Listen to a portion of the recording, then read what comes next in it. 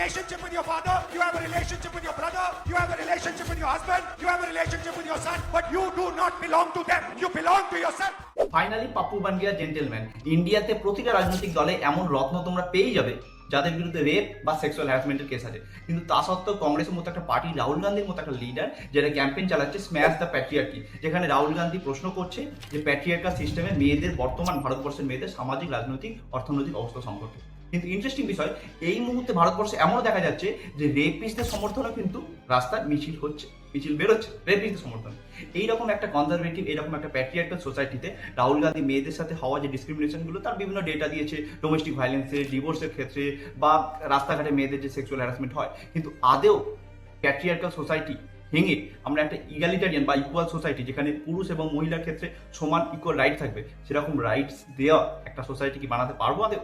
রাজনৈতিকভাবে এই problem solve হবে, নাকি সামাজিক ক্ষেত্রে এর ক্ষেত্রে আমাদের আরও উল্লেখযোগ্যভাবে কাজ করতে হবে? এ প্রসঙ্গে তোমাদের মতামত কমেন্টে অবশ্যই জানাও, এবং এইরকম ইনফরমেটিভ ভিডিও দেখতে হলে অবশ্যই আমাকে ফলো করো।